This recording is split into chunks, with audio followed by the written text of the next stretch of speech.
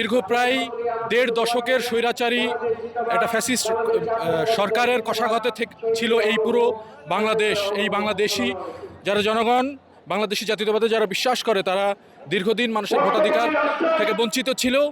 এবং এখন আমাদের জনাব তারেক রহমান সাহেব, বিএনপির চেয়ারপারসন, ওনার দেশে আগমন থেকে শুরু করে, আগমনের দিন থেকে শুরু করে যে উচ্ছ্বাস এবং বাঁধভাঙা জোয়ার বাংলাদেশে তৈরি হয়েছে, যার নতুন মাত্রা দিয়েছে এই ভোটের প্রচারণা যেদিন শুরু হয় সিলেট থেকে।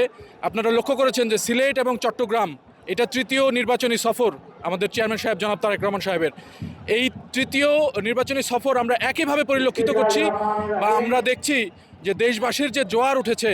এবং আমি তো মনে করি যে দেশবাসী অলরেডি সিদ্ধান্ত নিয়েছে আগামীর বাংলাদেশ কার হাতে নিরাপদ, এবং আগামীর বাংলাদেশের প্রধানমন্ত্রী জনাব তারেক রহমান হচ্ছে ইনশাআল্লাহ।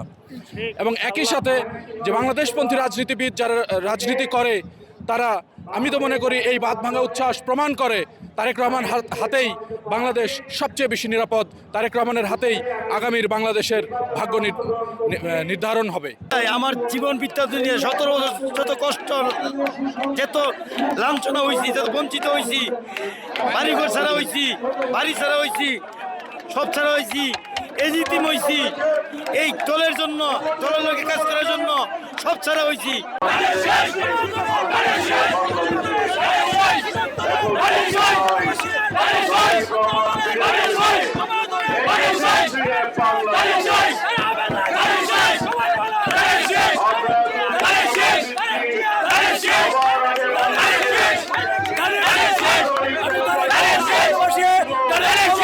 দেখার জন্য, দলের শীর্ষকে এগিয়ে নেওয়ার জন্য, নেতা নির্দেশনা শোনার জন্য আজকে আমরা এখানে এসে উপস্থিত হয়েছি।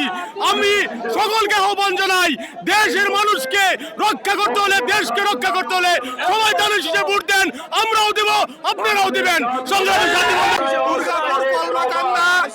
এক আসন থেকে ব্যারিস্টার কায়সার কামালের পক্ষ থেকে আমরা এসেছি শহীদ প্রেসিডেন্ট জিয়াউর রহমানের আদেশের আদেশিত সৈনিক হিসাবে। আমরা আজকের এই মিটিংকে সাফল্যমণ্ডিত করার জন্য আমরা ব্যারিস্টারের পক্ষ থেকে এসেছি।